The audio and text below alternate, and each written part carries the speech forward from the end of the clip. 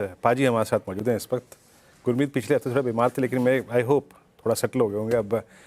गुरमीत जी, कहने की बात यही है कि कश लगाने वाला 28 पे भी जीएसटी के रेट पे लगाएगा, 40 पे भी लगाएगा, 80 पे भी लगाएगा। पॉसिबिलिटी क्या लग रही है आपको? आईटीसी लेना है कि नहीं लेना है? सर मैं शायद गलत आदमी हूँ कश के बारे में बात नहीं करने के नहीं। लिए। बट मेरा ये मानना है कि हम्म, आपकी बात सही है। बहुत ज्यादा एक एक एंड पे थोड़ी सी डिमांड इलास्टिसिटी हो जाती है। इसमें एक प्रॉब्लम बस ये है कि इम्पोर्टेड और स्मगल्ड सिगरेट्स बढ़ जाती है, तो एक तरीके से गवर्नमेंट के एक्सचेकर का नुकसान होता है। जब भी ड्यूटी बढ़ी है सिगरेट्स पे, स्मगल्ड सिगरेट्स बढ़ती है, तो इन अ वे नुकसान होता है। तो मुझे लगता है कहीं ना कहीं एक एक अभी पिछले बहुत सालों से इसको टच नहीं किया है। तो अगर न्यूट्रल रेट रखेंगे तो बेहतर है, बाकी बाकी सरकार जानती है। बट बहुत ज़्यादा इसका अब मैं आपसे मानता हूँ डिमांड पे फ़र्क नहीं पड़ता है। जो लिस्टेड प्लेयर्स हैं, इंडियन प्लेयर्स हैं, वो थोड़ा-सा लूज़ आउट करते हैं स्मगल्ड सिगरेट से। ओके। अच्छा गुरमीत, एक प्रश्न मैं ये पूछूंगा। अब जब जिस दिन बजट पेश हुआ था, आप मेरे बगल में बैठे हुए थे। एक कंसेंसस बस गया था कि भाई, ये टैक्स कट जो हुआ है 12 लाख तक कोई टैक्स नहीं, डिमांड को बहुत पुश मिलेगा। एफएमसीजी गदगद था उस दिन, पर वो स्टोरी कुल मिला के 20 दिन में कोलैप्स हो गई। इसका कारण क्या है? आप देखिए, एफएमसीजी में बायर हैं इस वक्त, आपने क्या पोस्ट बजट अपने पीएमएस में कुछ ऐड किया? तो हम स्टेपल्स में बायर नहीं है वीरू भाई। हम कंज्यूमर डिस्क्रिशनरी में, ट्रैवल में यहाँ पे बायर हैं, क्योंकि हमारा ये मानना है कि डिस्क्रिशनरी स्पेंडिंग पे इम्पैक्ट आएगा, स्टेपल्स पे बहुत ज़्यादा इम्पैक्ट जो है नहीं आएगा। स्टेपल्स पे इम्पैक्ट के लिए आपको फुल ब्लोन रूरल रिकवरी चाहिए, वहाँ भी थोड़े से ग्रीन शूट्स हैं। और दूसरा एक जो प्रॉब्लम रही है वो सेलिंग की रही है एफआईआईस की। और ये बेसिकली मैथमेटिक्स है। आप 4.5% यूएस का यील्ड है, 2-3% का करेंसी डेप्रिसिएशन आप बिल्ड करते हैं, तो एफआईएस को रूपी टर्म्स में 7.5-8% चाहिए, पहले तो रिस्क फ्री। दूसरा आप प्रीमियम डालेंगे इमर्जिंग मार्केट का 3-4% का, तो वो 12% का जब साइट आ जाएगा मार्केट में कि भारत में आसानी से बन सकता है, तब शायद ये सेलिंग कम होगी। वो सेलिंग की वजह से ये जो है वो स्टोरी प्ले आउट नहीं हुई बजट के बाद। बट थोड़ा-सा मुझे ऐसा लगता है कि पिछले दिनों से अगर आप एडवांस डिक्लाइन देखें, थोड़ा-सा कहीं न कहीं ऐसा लग रहा है कि एक एक स्टेज आ गई है। हालाँकि कहना जल्दी होगा, जल्दबाज़ी होगी।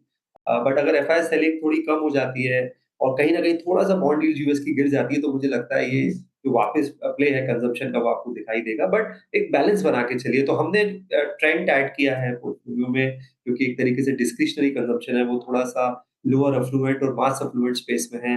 हमने होटल स्टॉक्स ऐड करे हैं और वेटेज बढ़ाया है। आईटीसी होटल में थोड़ा वेटेज बढ़ाया है कॉल के बाद।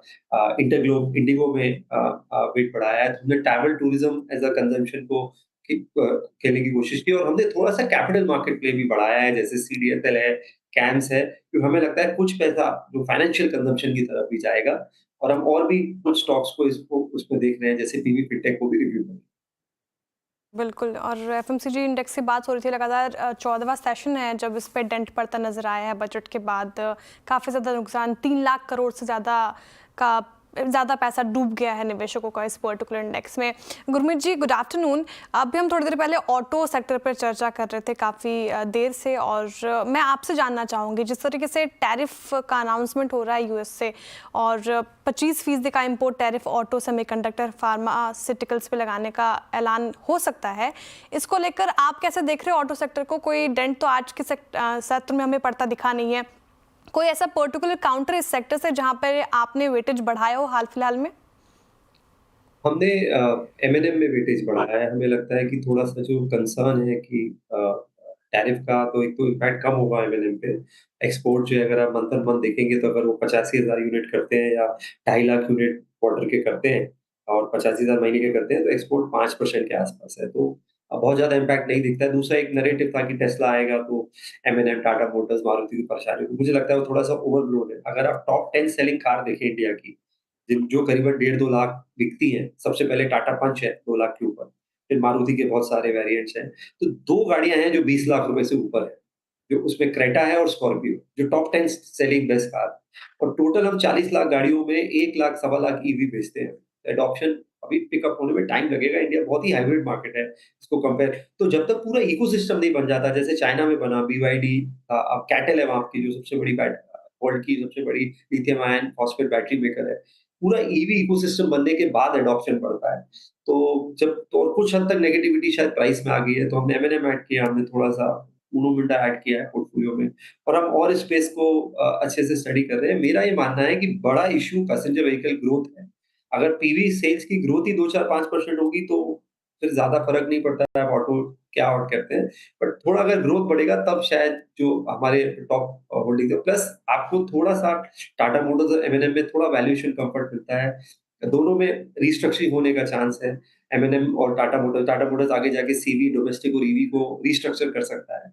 तो वैल्यूएशन वाइज़ रीज़नेबल है, महँगे नहीं है, तो इसलिए हमारा फोकस पेकिंग ऑर्डर में एम&एम, उनो मिंडा और टाटा मोटर्स है ऑटो स्पेस। वैल्यूएशन कंफर्ट लग रहा है आपको टाटा मोटर, महिंद्रा, उनो मिंडा में, तो यहाँ पे आपने वेटेज बढ़ाया है। एक और सेक्टर की बात करते हो गुरमीत जी, पावर सेक्टर की बात करते हो। पिछले 2 दिनों में अच्छी तेज़ी देखने को मिल रही है, आज अच्छा मूव देखने को मिल रहा है इस पर्टिकुलर सेक्टर में। आप देखें एनएचपीसी, एनटीपीसी, पावर ग्रिड, कोल इंडिया, ओएनजीसी सभी में तेज़ी डे हाई के आसपास कारोबार करता हुआ। इस सेक्टर पर क्या आपने एक्सपोजर बढ़ाया है और वो कौन से स्टॉक्स हैं जो फिलहाल आपके रडार पर हैं? देखिए करेक्शन भी बहुत तेज आया है। पीएसयू स्टॉक्स में भी करेक्शन आया है। एनटीपीसी एक समय 400 के ऊपर था, फिर 300 के नीचे आ गया। पावर ग्रिड लगभग 360-70 जाके 240-50 के आसपास आया। तो और वैल्यूएशन कंफर्ट है, तो हमें पावर ट्रांसमिशन स्पेस अच्छा लगता है। मैंने वीरू से कई बार चर्चा करी है। शॉर्टेज है इसकी ट्रांसफार्मर्स की वर्ल्ड वाइड, उसमें डेटा सेंटर्स का भी यूसेज बढ़ रहा है। एआई रिलेटेड प्ले भी है। ओवरऑल जो एनर्जी कंजम्पशन है वो 6-7% से ग्रो कर रहा है। तो हमें ट्रांसफार्मर स्पेस अच्छी लगती है, पावर ग्रिड हमें अच्छा लगता है। हमने पर्टिकुलर कोई वेटेज नहीं बढ़ाया है इस पर्टिकुलर स्पेस में क्योंकि वैल्यूएशंस ऑलरेडी थोड़े रिस्क थे। पीएसयूज़ को आप हटा दें, तो जो भी ओवरऑल कैपिटल गुड्स प्ले है, तो आप मतलब अगर आप पूरा प्ले देखें, एबीबी देखें, सीमेंस देखें, एक कमेंस इंडिया को थोड़ा छोड़ दें, वो थोड़ा रीजनेबल है। तो वैल्यूएशन अभी भी थोड़ा-सा एक्सपेंसिव है। पीएसयू में वैल्यूएशन रीजनेबल है। तो पावर ग्रिड एज़ स्टॉक में हम सोच रहे हैं वेटेज बढ़ाएँ। तीसरा विकेट गिर गया, ठीक है ना? 26 पे 3, 52 पे 6, इसी पैरिटी में चल रहे हैं। इस बार दुबई जाने का प्लान है कुछ मैच वैच देखने का? नहीं, बहुत मैंने कोशिश करी थी, टिकट बहुत महंगे हो रहे हैं। 23 तारीख की कोशिश करी थी, क्योंकि अलग एक्सपीरियंस और वो इनिंग्स याद है कोहली की दुबई में। हालांकि वो T20 में थी, चैंपियंस ट्रॉफी में नहीं थी, बट बहुत एक्सपेंसिव है। आई थिंक फ्रेंड्स के साथ बड़ी स्क्रीन पे डोमेस्टिक देखना बेटर ऑप्शन, कंजम्पशन बढ़ाएं। सही कहा आपने, सही कहा, डेफिनेटली कहा। अच्छा गुरमीत जी, ये बताइए कि बीते 7 महीने में से मेरे ख्याल से अगर आप फरवरी छोड़ दें, जनवरी छोड़ दें, तो उससे पहले के 6 महीने post I think elections, this completely belongs to IT, and specially वो फेज जब आईटी के नंबर्स में बीएफएसआई के कुछ ग्रीन शूट्स विजिबल थे, यूएस में रेट कट्स होने की संभावना, देन रेट कट्स, बट सरली ये ट्रम्प टैरिफ के जो ये फेज गुजर रहा है उसमें यूएस में इन्फ्लेशन का फिर बढ़ना और रेट कट्स का ना होना, क्या ये आईटी के ना परफॉर्म करने के या फिर अंडर परफॉर्म करने के इस लेवल से संकेत दे रहा है क्या आपको? लेकिन मुझे लगता है उससे ज़्यादा वैल्यूएशंस पे ध्यान देना चाहिए क्योंकि अब अगर आप देखें रन-अप के बाद हमारे जो लार्ज कैप आईटी है, इन्फोसिस देखिए 25-30 के मल्टीपल पे है, एचसीएल 20 से 22 के मल्टीपल पे है, टीसीएस भी लगभग 25-30 के मल्टीपल पे है। तो लार्ज कैप आईटी चीप नहीं है रन-अप के बाद, फेयरली मैं बोलूँगा बहुत एक्सपेंसिव है, फेयरली वैल्यूड है और बिज़नेस मोमेंटम अच्छा होगा अगर यूएस में रिकवरी होती है, डिस्क्रिशनरी स्पेंडिंग बढ़ता है, थोड़ा रुपी डेप्रिसिएशन का भी टेलविंड मिलेगा। तो आईटी में मुझे लगता है रेवेन्यू स्टेडी रहेगा बट वैल्यूएशन उसको शायद कैप्चर कर रहा है। मिड कैप आईटी आप देखिए जो अच्छे कर रहे हैं मिड कैप आईटी जैसे परसिस्टेंट है, वो ऑलरेडी 50-60 टाइम्स पे है अर्निंग्स। तो मुझे लगता है वैल्यू इस मार्केट में वैल्यूएशंस को इग्नोर मत करिए। अच्छा स्टॉक भी है और अगर वैल्यूएशन रिच है तो हमने देखा है क्या हुआ पिछले कुछ सप्ताह में। तो मैं बायर ऑन डिप्स रहूँगा आईटी में, मैं इंक्रीमेंटली और ऐड नहीं करूँगा अनलेस एंड अंटिल कहीं पे बहुत ही बार्गेन मिल जाए। जैसे अभी न्यूजेन है, उसमें लगभग 40-50% का करेक्शन आया है, 1700-1800 से अभी ₹1000 के आसपास है, बट उसके बावजूद वैल्यूएशन बहुत चीप नहीं हुआ है। तो अगर कहीं वैल्यूएशन कम्फर्ट आता है और कोई आपको मिड टीन में मिलता है कुछ 15-18 टाइम्स, तब शायद वो स्क्रीमिंग आएगा। अभी के लिए हम स्टेडी हैं आईटी में, हमारे पास एचसीएल है, टीसीएस है, थोड़ा केपीआईटी है और कुछ पोर्टफोलियोज में परसिस्टेंट। गुरमीत जी, आखिरी सवाल मेरी तरफ से होगा आपके लिए। आपकी तबीयत भी थोड़ी नासाज लग रही है मुझे। खैर सर, ये पीएसयू बैंक्स में आज अच्छा परफॉर्म इनफैक्ट कल भी हमने देखा था इसमें तेजी देखने को मिलती, प्राइवेट बैंक से थोड़ा आउट परफॉर्म करता नजर आ रहा है। बैंक ऑफ इंडिया देख लीजिए, Punjab national bank, Canara bank, PSB, सभी में तेजी है। एसबीआई बैंक, पीएसयू बैंक्स में कहीं आपने एक्सपोजर बढ़ाया है और कोई ऐसे स्टॉक्स जो अभी फिलहाल आपको अच्छे लग रहे हैं? नहीं, मैंने on the contrary private banks में एक्सपोजर बढ़ाया है। पीएसयू बैंक टैक्टिकल पे होता है, तो हम टैक्टिकल पे से ज़्यादा थोड़ा स्ट्रक्चरल पे बिलीव करते हैं। पूरा बैंक निफ्टी 12.8 के पी पे है और करीबन-करीबन 2 प्राइस टू बुक पे है। ये अगर आप 10 साल का मीडियन लेंगे उससे काफ़ी नीचे है और हमें लग रहा है जो नया इन्फ्लेशन रीडिंग आया है उसको देख के और देखिए कि आरबीआई लिक्विडिटी भी इन्फ्यूज़ करेगा, क्रेडिट भी बेटर करेगा और रेट कट भी करेगा। जो तीनों डायमेंशंस होते हैं मॉनेटरी पॉलिसी पे, उसको आपको सेंट्रल बैंक में सपोर्ट दिखेगा। और शुरू में बैंक्स में थोड़ा निम प्रेशर आता है क्योंकि अभी डिपॉज़िट के रेट घटाना थोड़ा मुश्किल है। बट वो मुझे लगता है प्राइस में है। तो रेट कट का थोड़ा बेनिफिट मिलेगा और जैसे-जैसे इकोनॉमी में वापस आएगी, अगर आप बेसिक, अभी आरबीआई का बुलेटिन आया कल, उन्होंने बेसिक इकोनॉमिक इंडिकेटर्स की बात की, टोल कलेक्शन, इलेक्ट्रिसिटी जनरेशन, तो उसमें हाई फ्रीक्वेंसी जो इंडिकेटर है उसमें थोड़ा-सा अपटिक दोबारा से दिखाई दे रहा है गवर्नमेंट स्पेंडिंग में। वो सबसे ज़्यादा रिफ्लेक्ट क्रेडिट ग्रोथ में करेगा और बैंक के थ्रू करेगा। तो एक तरीके से quasi consumption, quasi revival of capex play है बैंकिंग। तो हमने प्राइवेट बैंक्स में, आईसीआईसीआई बैंक में, एचडीएफसी बैंक में, एक्सिस में, फेडरल में वेटेज बढ़ाया है। पीएसयू में हम एसबीआई में को कंसीडर कर रहे हैं वेटेज बढ़ाने। अच्छा गुरमीत पाजी, आपके सामने टीवी का आउटपुट है क्या? आप देख पा रहे हैं सीएनबीसी आवाज इस वक्त? हाँ, हाँ, बिल्कुल, बिल्कुल देख पा रहे हैं। बिल्कुल। एक एक एक इमेज रखूंगा आपकी स्क्रीन पे, देख के बताइए कुछ याद आया क्या? सुसज्जित थाली, हम देख लेते हैं, श्रेया को खिला देंगे। भूख लग, मैंने लंच याद नहीं आया किया। कुछ इससे? आप अगर अभी ये थाली नहीं दिखाएंगे नहीं तो नहीं नहीं।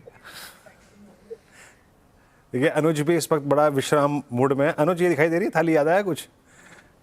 ये लंच के टाइम पे ये मत दिखाइए प्लीज, क्योंकि वैसे ही थोड़ा सा वेट लूज करने की जरूरत है इस समय। सुसज्ज क्या क्या है इसमें? इसमें सब कुछ है। इसमें है दाल, इसमें है पालक दाल, इसमें आलू मटर, गोभी मटर, 56 भोग, है ना पाजी? कुछ याद आया? एक सुसज्जित पोर्टफोलियो है गुरुकुल में। बैलेंस्ड थाली है ये, काफी अच्छा, मुझे समझ में आ रहा है। वीरू, आप गुरुकुल की बात कर रहे हैं? जी हाँ, बिल्कुल। गुरुमेत जुड़ेंगे हमारे साथ गुरुकुल में। एक पोर्टफोलियो कंस्ट्रक्शन कैसे हो बेयर मार्केट में, ये इसके लिए जुड़िए। देखिए, आज शुरू में जो मैं एक्सप्लेन कर रहा था कि बुल मार्केट का पोर्टफोलियो और बेयर मार्केट का पोर्टफोलियो कंस्ट्रक्शन कंप्लीटली डिफरेंट होता है। बेयर मार्केट में अगर आप पोर्टफोलियो कंस्ट्रक्ट करेंगे और अगर आपने अच्छे स्टॉक्स चुने तो आपको एक एंट्री पॉइंट बहुत अच्छा मिलेगा उसमें। एंट्री पॉइंट बहुत अच्छा मिलेगा, लेकिन ध्यान रखिएगा खराब स्टॉक्स चुने तो चाहे बुल मार्केट हो या बेयर मार्केट हो, कुछ फर्क नहीं पड़ता। लेकिन ये गुरुकुल बेयर मार्केट में हो रहा है। गुरमीत, एक टीजर दीजिए कि बेयर मार्केट में पोर्टफोलियो कंस्ट्रक्शन। और बेयर मार्केट में मैं इसलिए बोल रहा हूँ बार बार क्योंकि हम स्मॉल कैप में 20-22% गिर चुके हैं। टेक्निकली अभी तो बेयर मार्केट है नहीं, करेक्शन टेरिटरी है, लेकिन पोर्टफोलियो कंस्ट्रक्शन में क्या क्या डिफरेंस होता है? देखिए अनुज, जो भी अच्छा इन्वेस्टर रहा है, हम कितने लोगों का एग्जांपल देते हैं, उनका एक खासियत है, एक, वो कभी करेक्शन को वेस्ट नहीं करते। सेकंड, जो आप गलतियां सैनिटी लाता है बियर मार्केट, तो एक्चुअली जो एक्स्ट्रा अल्फा बनता है वो हमेशा बियर मार्केट में बनेगा। तो जिस अब वॉरेन बफेट को सब इतना बोलते हैं, वॉरेन बफेट ने सिटी बैंक का शेयर $1 का लिया था लीमन क्राइसिस में, जब $50 का शेयर $1 में आ गया था।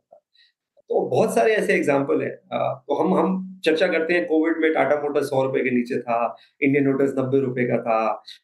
कुछ टाइम पहले आईटी के स्टॉक बहुत सस्ते थे, जब लग रहा था कि एआई सब खत्म कर देगा। तो मुझे लगता है बियर मार्केट आपको एक बार्गेन देता है और बार-बार ये दिखाता है कि मार्केट में जो है, और ये करियर, लाइफ, इन्वेस्टमेंट सब एक तरह का है, उतार-चढ़ाव है और ये इंटीग्रल पार्ट है। और मैं हमेशा लोगों को ये बताना चाहता हूँ, कोई लोगों को ये भ्रम है कि वो अच्छे दिन में रह सकते हैं और बुरे दिन में बाहर निकल सकते हैं। आई थिंक ये सबसे बड़ा भ्रम है। आप बैड डेज़ जब तक नहीं लेंगे, मल्टीबैगर बनेगा ही नहीं पोर्टफोलियो में। दूसरी बात जो बहुत लोग भूल जाते हैं, एग्ज़िट करना अनुज आसान है। बहुत इन्वेस्टर्स हैं जिन्हें मैं जानता हूँ शायद, जो कोविड के पहले भी निकल गए थे 11,000 निफ्टी पे, पर वो कभी 8,000 पे आ ही नहीं पाए, वापस 14-15,000 पे आए। यहाँ भी यही होगा, बहुत सारे इन्वेस्टर्स होंगे जो शायद अभी निकल गए होंगे 23,500 पे, 24 पे, कई अलग-अलग लेवल्स पे। लेकिन वापस एंटर करना, ये परसेंटेज जो है 0.1% ही है। तो सबसे बड़ा जो लर्निंग इसका ये है कि इसमें आप अपने बैलेंसिंग करिए, और ये फोर्स्ड रीबैलेंसिंग कराता है बेयर मार्केट आपको। तो अगर आपको लंबा वेल्थ क्रिएट करना है, और तो यही मौका है जब आपको बहुत अच्छे बार्गेन्स। गुरमीत पाजी बहुत बहुत शुक्रिया। और वो समय नज़दीक आ रहा है जब गुरुकुल आपके सामने होगा। जी हाँ, 22 और 23 मार्च को, ठीक होली के अगले हफ्ते। और मिलिए हमारे साथ, मुलाकात करिए इस पूरे पैनल से। ये स्क्रीन पे आपके QR कोड है, स्कैन कीजिए। स्ट्रक्चर, कंटेंट और साथ ही साथ फीस, पूरा आपको सब कुछ उससे अवगत कराया जाएगा। और रही बात ये ताज़ा तरीन खाने की, अनुज और मैं एक ही बार में निपटा सकते हैं। श्रेय को मेरे ख्याल से 4-5 दिन लगेंगे, है ना। अब चलते हैं अनुज के पास आज की रणनीति के लिए।